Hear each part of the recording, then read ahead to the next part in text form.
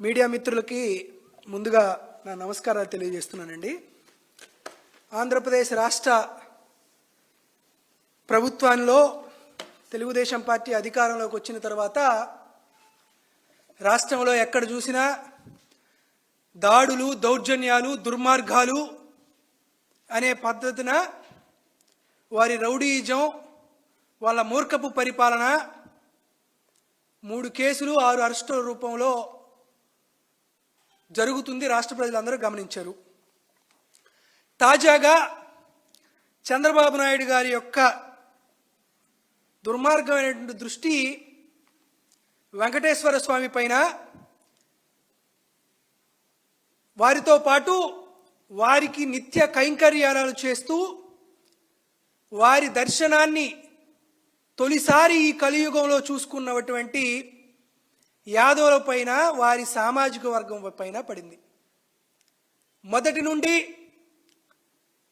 చంద్రబాబు నాయుడు గారికి ఎందుకో బీసీలన్నా, ముఖ్యంగా యాదవ సోదరులైనా ఎందుకో ఆయన చాలా విపరీతమైనటువంటి చిరాకు. చంద్రబాబు నాయుడు గారు ఎప్పుడు అధికారంలోకి వచ్చినా కానీ యాదవ సామాజిక వర్గ ఔన్నత్యాన్ని, వారి యొక్క అభిమతాన్ని, వారి యొక్క సంస్కృతిని దెబ్బ తీయాలనేటువంటి కుట్రలు పన్నుతూనే ఉన్నారు. మొన్న ఈ మధ్యన చూస్తే జగన్మోహన్ రెడ్డి గారు ముఖ్యమంత్రిగా ఉండగా ఉత్తరాంధ్ర ప్రాంతంలో, విశాఖపట్నంలో అత్యంత ఖరీదైనటువంటి ప్రాంతంలో యాదవ భవన్కి స్థలం కేటాయిస్తే దాన్ని చూసి కన్ను కుట్టినటువంటి తెలుగుదేశం పార్టీ నాయకులు చంద్రబాబు నాయుడు గారు ఇచ్చినటువంటి యాదవుల యొక్క యాదవ భవన్ స్థలాన్ని రద్దు చేసినటువంటి కార్యక్రమాన్ని గమనించాం. ఇప్పుడు మరీ దారుణాతి దారుణంగా తిరుమల తిరుపతి దేవస్థానంలో నిర్వహించబడుతున్న అప్పలాయగుంట శ్రీ ప్రసన్న వెంకటేశ్వర స్వామి దేవస్థానంలో సన్నిధి గొల్లగా 26 సంవత్సరాల నుండి కైంకర్యాలు చేస్తున్నటువంటి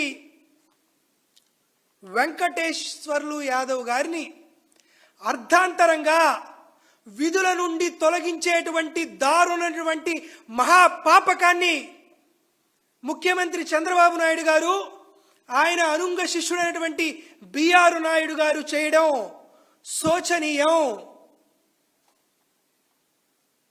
ఈరోజు చంద్రబాబు నాయుడు గారిని అడుగుతున్నా, అయ్యా చంద్రబాబు నాయుడు గారు, మీరు కేవలం ఈ రాష్ట్రానికి ముఖ్యమంత్రే.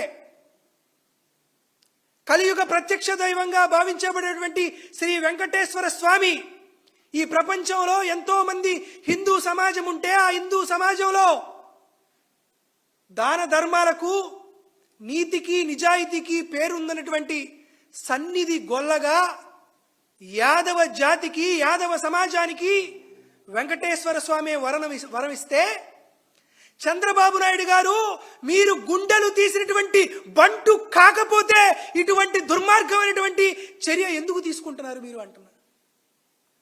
గుడినే కాదు, గుడిలో లింగాన్ని కూడా మింగేటువంటి దారుణమైనటువంటి దుర్బుద్ధి కలిగినటువంటి మీరే ఇటువంటి నిర్ణయాలు తీసుకోగలుగుతారు.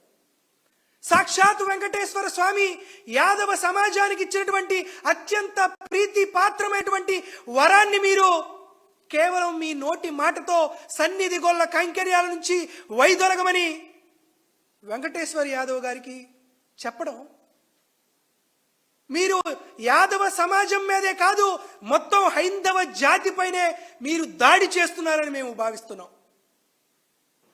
ఈ వెంకటేశ్వర యాదవ్ ఈరోజు, నిన్నో లేకపోతే మొన్నో ఈయన శ్రీ ప్రసన్న వెంకటేశ్వర స్వామి ఆలయంలో కైంకర్యాలు చేయట్లా. ఈయన 2000 సంవత్సరం నుండి ఈ కైంకర్యాలు చేస్తూ ఉన్నాడు.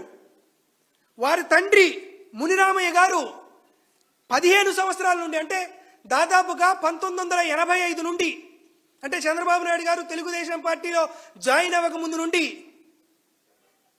వెంకటేశ్వర స్వామి దైవంగా భావిస్తూ తిరుమల తిరుపతి దేవస్థానం చుట్టూ అత్యంత పవిత్రమైనటువంటి పాతకాలంలో ఉన్నటువంటి పురాతనమైనటువంటి 7 ఆలయాల్లో ఒకటైనటువంటి శ్రీ ప్రసన్న వెంకటేశ్వర స్వామి ఆలయంలో 1985 నుండి దేవుడికి కాగడా పెట్టి, దేవుడికి మామిడి తోరణాలు కట్టి, బ్రహ్మోత్సవాల సమయంలో దివిటిని బట్టి ముందుకు నడిపిస్తున్నటువంటి సన్నిధి గొల్ల పైన విషం చిమ్మడానికి మీకు మనసెలా వచ్చింది చంద్రబాబు నాయుడు గారు అని ఈరోజు అడుగుతున్నా.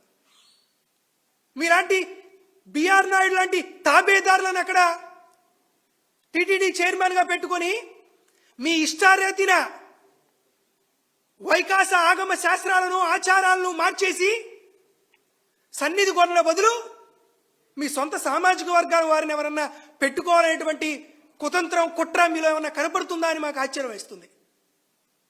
ఈరోజే కాదు, చంద్రబాబు నాయుడు గారు ఎప్పుడు అధికారంలోకి వచ్చినా యాదవ జాతిని ఉండకుండా చేయాలని, కూకటి వేలతో పెకలించి వేయాలని తిరుమల తిరుపతి దేవస్థానంలో చంద్రబాబు నాయుడు గారు ఎప్పుడు కుట్రలు పన్నుతూనే వచ్చాడు.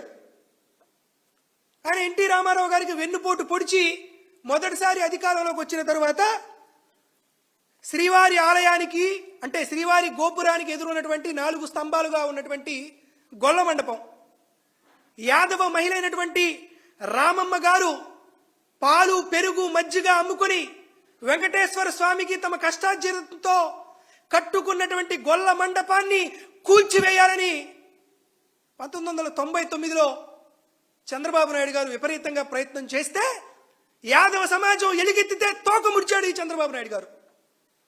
ఈరోజు తర్వాత మళ్ళీ అధికారంలోకి వచ్చాడు.